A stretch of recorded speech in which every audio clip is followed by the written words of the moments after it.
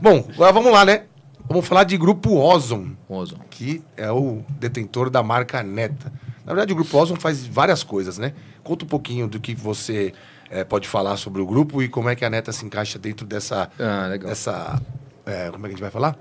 Esse cenário desse Não, grupo? não, não. Do quê? Startup. Dessa startup. Como que ela é uma startup? A Ozon é um grupo que nasceu em 2014 e ela foi um grupo formado por executivos que trabalhavam em outras montadoras.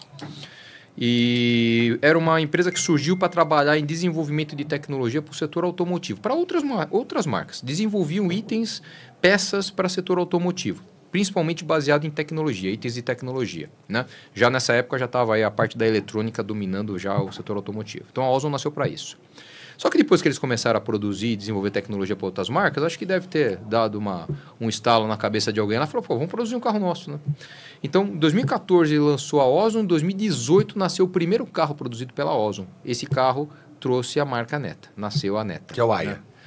Foi o Aya, o antecessor do Aya, né? Tá. Neta V. Ah, boa. Isso. Aí, ele produziu o primeiro carro em 2018. De 2018 para cá, já foram 7 modelos lançados. E, cada ano, de 1 a 2 carros com projetos para lançar, com planejamento para lançar novos produtos. Né? Mas que tipo de coisa automotiva que a Ozon fazia? Não vai tomar água, não? Produtos? Estou tomando aqui. Não. Tá tranquilo. Não, a Ozon desenvolvia sistemas principalmente para gerenciamento de carros elétricos, sistemas de gerenciamento de baterias, controles eletrônicos, itens de assistentes de direção, sistemas de monitoramento de temperatura de bateria de carro elétrico. Eles, inclusive, patentearam isso, porque você gerenciando a temperatura da bateria de um carro elétrico, você otimiza a autonomia dele, a performance dele. Né? A bateria, se esquentar demais ou se trabalhar numa temperatura muito fria, ela não tem a mesma eficiência e não dura o mesmo tanto de tempo, vamos dizer assim. Né? E quando você gerencia essa temperatura, você tem essa autonomia otimizada. Então, a Ozon criou sistemas desse tipo, sistemas de refrigeração de bancos, né? Diversos componentes eletrônicos e de peças para carro que eles patentearam nessa época. Né? Foram mais de 3 mil itens até hoje. E aí eles começaram a aplicar isso em produtos deles. Né? E começaram a montar carros deles, obviamente com muita tecnologia.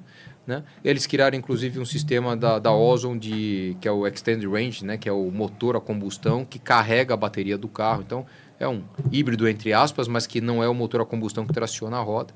Eles patentearam esse motor lá também e aplicaram isso nos produtos da Neta. Né? E então, nessa tocada agora. Né? Então, nasceu a Neta lançando produtos, já tem SUVs, tem produtos de carros esportivos, que nem o GT, tem o S, que é um sedã, lançou o L, que é um SUV maior, em abril, inclusive no Salão de Pequim. Vão trazer para o Brasil e estão com novos projetos em andamento. Né? E o interessante é que eles estão... A China, de uma forma geral, o setor automotivo está produzindo, nascendo novas marcas, produzindo para atender o mercado chinês, o mercado asiático e expandindo para o resto do mundo. Eu vi sobre Tailândia, é bem forte lá. Por qual motivo a Tailândia? A Tailândia é um mercado próspero, vamos dizer assim, no setor automotivo, vem crescendo bastante, né? E é um mercado, vamos dizer assim, piloto, pelo que eu percebi, para marcas chinesas, quando elas começam a exportar, eles começam pela Tailândia, né? Como é um mercado que está crescendo, é um público que se assemelha em termos de gostos com o público chinês, então não é um risco muito grande, né? Começa pela Tailândia, começa muitas vezes com carro importado, às vezes monta a fábrica, a Neta montou uma fábrica lá, né? E já está vendendo bem. Então, é um mercado piloto, vamos dizer assim, para começar a exportação. E aí depois começa a espalhar para a Ásia, Indonésia, Malásia, vai indo para outros países e aí o resto do mundo. Não, a Tailândia me impressiona porque, Honda é muito forte lá. Mitsubishi é muito forte lá. Pô, a gente tem carro da Honda que vem de lá. O Civic novo vem de lá. A Toyota é muito forte lá. O Yaris que a gente tem aqui é o mesmo de lá. O City, hatch e sedã são os mesmos de lá. Tipo, tem origem lá. Sim. Os facelifts se originam lá, as mudanças se originam lá. E é muito louco isso, né? Porque para um brasileiro falar que a Tailândia é um... Mas eles fabricam lá também, né? Sim, mas tô dizendo, desenvolve lá. Desenvolve lá. Eu acho assim, a Tailândia, com certeza, ela tem um custo de produção e desenvolvimento atraente lá. Né? Então, a gente não pode esquecer do seguinte, né? Assim, a China está se desenvolvendo muito. As pessoas estão cada vez tendo um nível de educação maior, né? Produzindo produtos de alta tecnologia. Aquela vantagem competitiva de custo mais baixo, Devagarzinho vai caindo, né? Os custos vão aumentando. Imagina, você está sendo educado para se tornar não mais um operário, mas agora você vai ser um executivo. O seu padrão muda, o seu salário muda, você custa mais, né? Então, tudo isso traz um custo adicional. As pessoas, até que são operárias, são mais capacitadas, têm um nível de educação mais alto, ganham mais. O custo vai aumentando, né? Então, talvez muitas marcas da China até estão recorrendo a outros países ao redor para conseguir ainda manter um custo competitivo de produção. Né? A Tailândia, com certeza, é um desses lugares. Né? E perto de um mar que tem acesso à China e à Índia, que é outro gigante, outro monstro que vem vindo aí. Exato. Somente em tecnologia. Em breve também, indústria e mão de obra, né? Eu não sei como é que ainda as marcas ainda não produzem em massa na Índia. Eu sei que produzem muito lá já, mas perto do que produzem na China ainda não, né? E é o caso a Índia me parece, nesse desenvolvimento de mão de obra mais barata, tal, me parece ser um lugar propício para a China reviver o que reviveu nos anos 2000, né? Acho que sim. Pode ser que aconteça lá o que aconteceu na China. Né? A China se desenvolveu muito em todos os aspectos. Né? Se você parar para pensar em todas as marcas que fazem parte os fornecedores de peças para automóvel, né? Seja desde um fornecedor de farol e para-choque ou até um fornecedor de um multimídia, uma unidade de controle eletrônica de alta tecnologia, né? Grandes fornecedores do mundo que são alemães, são italianos, são americanos, tem fábricas lá na China. Tem centros de desenvolvimento na China. Desenvolvem e fazem nascer novas tecnologias nas suas filiais da China. Porque lá você tem toda a tecnologia concentrada, você tem um custo de produção com certeza ainda muito competitivo. Então, às vezes, deixa até de nascer numa matriz deles na Europa para nascer na subsidiária da China. Que às vezes é até maior e tem mais tecnologia para desenvolver aquilo. Né? Então, a gente não pode esquecer disso. Né? Não é só o automóvel, é toda a cadeia que está ao redor dele. Tanto que muitas marcas europeias ficaram bem bravas com a Europa quando subiu, acho que foi de 10% para 25% o imposto sobre produtos chineses. E falaram, pô, vocês estão loucos, a gente precisa disso. Pois é. A gente produz lá e de lá às vezes vem coisas que a gente precisa para cá. Nosso fornecedor lá. Muitas marcas europeias têm aqueles 51 a 49 com fornecedores lá, né? Não tem a marca Volkswagen, mas 49% é Volks para ter uma certa... produzir só para uma marca, né? Pois é. Ou fazer coisas exclusivas. E as marcas de carro falam, vocês não podem fazer isso com a indústria automotiva, que a gente aqui não vai conseguir, não vai aguentar. Exatamente, vai perder a competitividade. Porque já não é competitivo em nada, né? Quer dizer, é competitivo em algumas coisas, mas já... Mas às vezes essa competitividade fica limitada ao país onde eles estão ali trabalhando. Exato. Enquanto os chineses não chegam.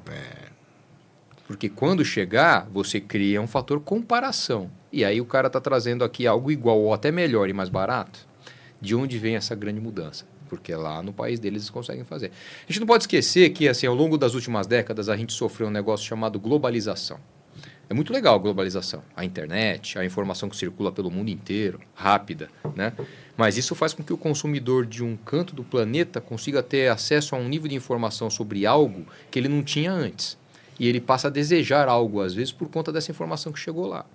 Então, quando você começa a parar para pensar assim, não, vamos fechar as portas, vamos criar tal barreira assim, assim, assado, porque eles estão invadindo, estão acabando com a indústria local, tal. Eu também não quero que acabe com a indústria local, né? Eu sou brasileiro, eu quero defender a indústria que está aqui no Brasil, dando emprego, etc. Mas a gente não pode esquecer de uma coisa, né? O consumidor que é, por exemplo, apaixonado por carro, que gosta de carro, ele quer comprar aquilo que traz para ele o que ele mais busca, tecnologia, performance, design, etc.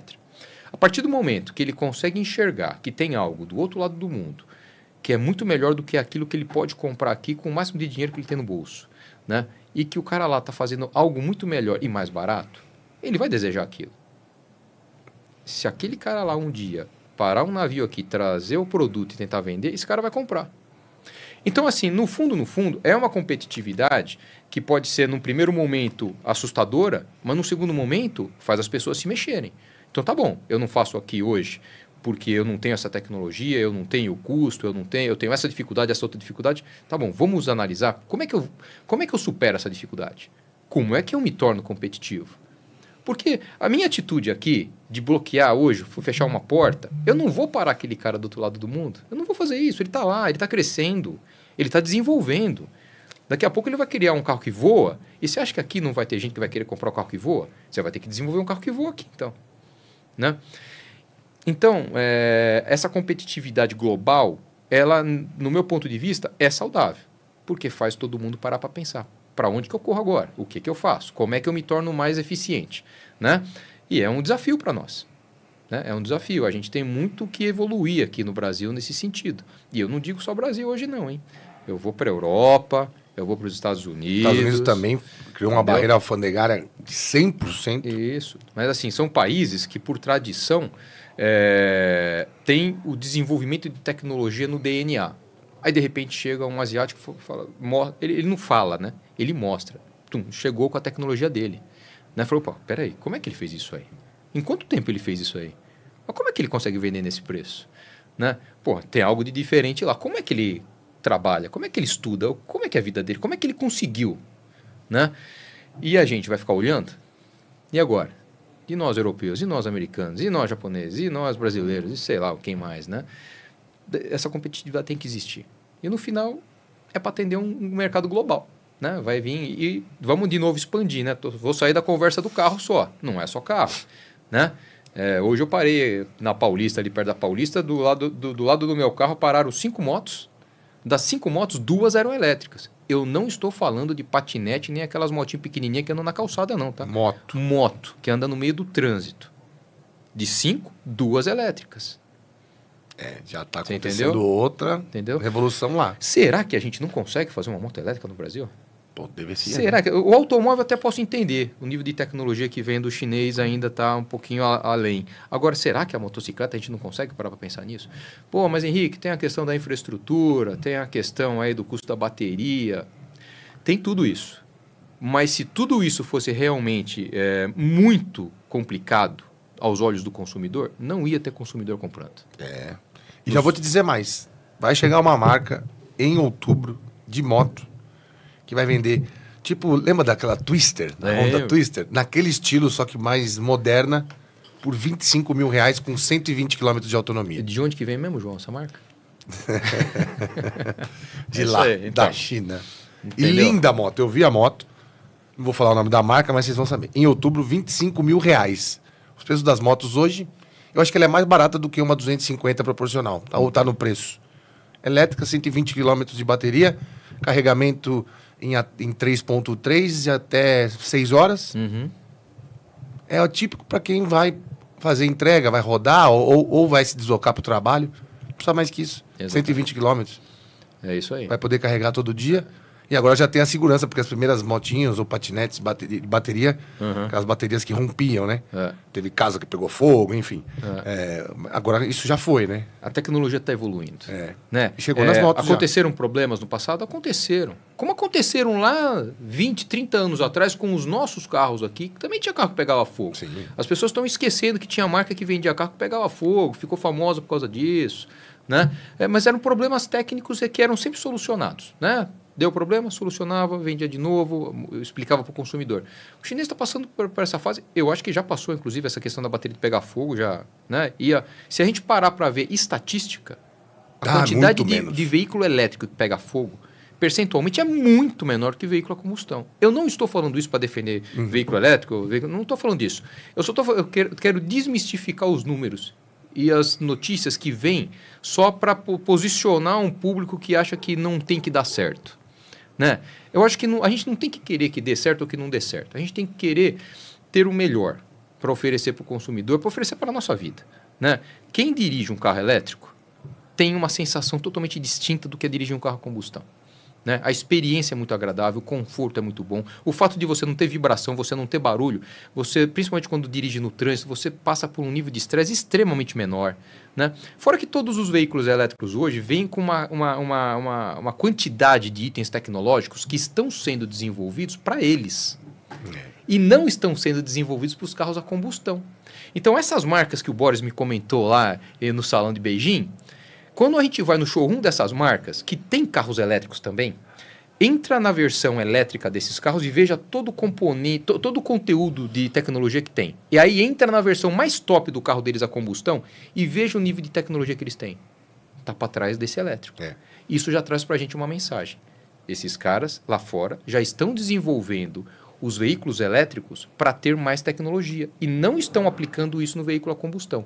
Será que eles estão desacreditando do futuro desses veículos deles a combustão? Interrogação. Não sei.